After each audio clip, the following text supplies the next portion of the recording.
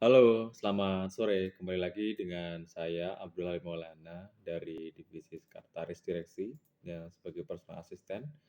Untuk minggu ini saya belajar mengenai tentang cara sederhana mengasah kreativitas. Nah, di sini saya ambil dari buku Wahana Wira Usaha, di mana temanya mungkin cukup menarik bagi saya, yaitu adalah gimana sih caranya untuk mengasah kreativitas dan itu adalah cara sederhananya ya, kan kayak gitu. Nah, lebih tepatnya gini, ketika kita gini, keputusan yang terbaik itu bisa dijalankan sesuai dengan harapan rencana A, B, kemudian bisa dilanjutkan ke langkah yang lebih jauh. Itu adalah Anda harus menetapkan ukuran untuk mengetahui perkembangan atau suatu capaian, tujuan, atau cara. Jadi untuk mengetahui bahwa Anda ini meniti di jalur sukses, itu penting. Nah, ketika di situ memang jalur pentingnya memang sudah ada, itu untuk mengasah kreativitas itu menjadi akan sedikit lebih mudah, seperti itu. Nah, banyak jalan menuju Roma, yaitu banyak juga jalan untuk mengembangkan kreativitas diri, yaitu adalah hal yang sebenarnya sih, gitu.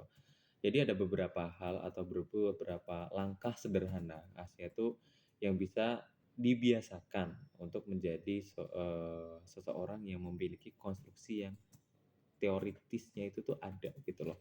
Dan dalam keseharian yang bisa menjalani suatu bisnis gitu. Jadi berikut adalah beberapa ada 10 sih, 10 langkah sederhana yang bisa dibiasakan dalam diri seseorang untuk menjadi konstruksi yang teoritis dalam keseharian menjalani bisnis. Yaitu yang pertama, yaitu ubahlah cara berpikir dari negatif ke positif. Nah, ini penting ya. Nah, dari satu ini pun semakin positif kita mampu mengembangkan cara berpikir, semakin tumbuh cara percaya diri dan optimisme dalam menghadapi permasalahan. Kreativitas Anda biasanya akan makin terdorong mencari solusi atas permasalahan yang dihadapi. Nah, itu yang menjadi pokok pentingnya. Nah, ketika menghadapi rintangan, biasakan menyikapinya dengan lapang dada dan yakin, ya ini kesempatan untuk menjadi yang lebih baik. Nah, itulah menjadi hal yang paling pokok, di mana kita harus memang berpikir positif. Jadi hal yang pertama itu adalah pola pikirnya. Nah, kemudian yang kedua, yaitu tulislah secara rinci situasi kesulitan imanensial yang Anda hadapi. Nah, ini pun penting. Yaitu pertama yang saya baca yaitu terkait lacak dan catat segala hal yang berkaitan dengan tantangan Anda. Jadi apa hal yang menyebab Anda itu bisa tertekan. Nah, gitu. Apa saja sih yang Anda khawatirkan pada tahap selanjutnya dan kenapa Anda tidak bahagia? Itu sangat penting. Nah, ini akan sama sekali tidak ada hubungannya dengan berpikir negatif ya. Jadi dengan cara kamu menuliskannya, problem jadi terelaborasi dengan jelas. Anda akan tertantang berpikir mencari jalan keluar. Nah, jadi memang caranya memang adalah menulis secara rinci situasi kesulitan imanensial yang dihadapi. Nah, gitu. Yang ketiga nih, yaitu adalah selalu bertanya. Jadi gimana? Jangan cepat puas dengan jawaban yang singkat. Jadi latih dan biasakan untuk menjawab sebuah permasalahan atau pertanyaan dari sudut pandang yang berbeda. Misalnya, ketika bisnis Anda sedang menurun, selidiki kenapa, mengapa penjualannya mengecil, karena semakin banyak kompetitor, gitu. Atau kualitas produk Anda di bawah standar. Nah, dengan semakin banyak pertanyaan yang diajukan, pikiran akan bekerja semakin giat untuk mencari suatu solusi. Jadi itu akan menjadi problem solving dari suatu masalah. Jadi memang selalu bertanya dalam diri sendiri apa sih yang salah dan apa yang evaluasi ke depannya yang harus dihadapi. Nah, yang keempat yaitu berkaitan dengan definisi batasan buat alternatif solusi. Yaitu yang dimaksud di sini adalah diperlukan kemampuan mengidentifikasi apa saja yang menjadi batasan Anda untuk menyelesaikan permasalahan. Jadi selanjutnya itu harus menemukan alternatif solusi sesuai dengan batasan yang Anda miliki. Nah, ini penting. Nah, kemudian yang kelima yaitu adalah lakukan keputusan yang terbaik dari alternatif solusi yang Anda kuat gitu. Jadi pilihkan keputusan yang terbaik setelah Anda membandingkan dengan alternatif lainnya gitu kan. Jadi memang saling dibandingkan ya. Jadi yang selanjutnya itu adalah buatlah perencanaan yang berlapis gitu. Jadi Bila keputusan terbaik tidak berjalan sesuai dengan harapan, misalkan itu masuk di rencana A, nah itu Anda juga harus segera berlanjut dengan menerapkan rencana B. Jadi memang Anda itu punya plan A, B, dan C kayak gitu.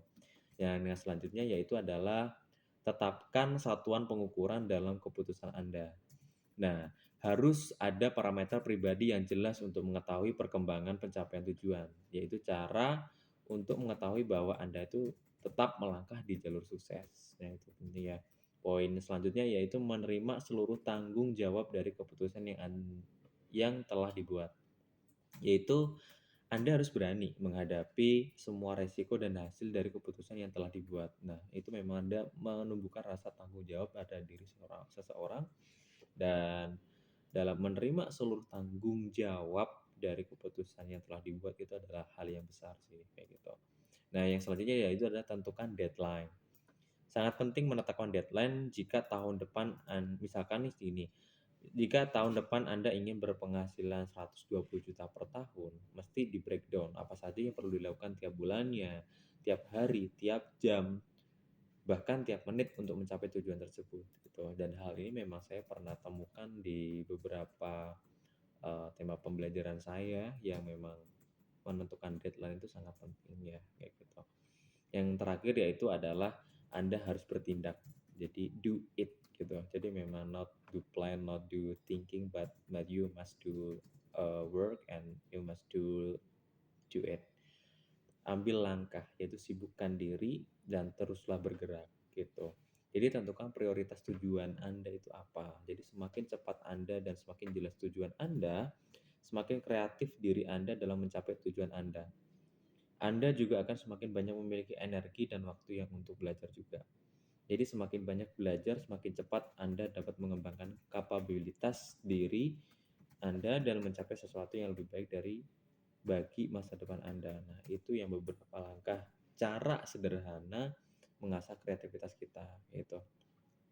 Itu saja tema pembelajaran atau tema materi pembelajar pada minggu ini. Terima kasih untuk semuanya. Thanks for watching. Bye bye.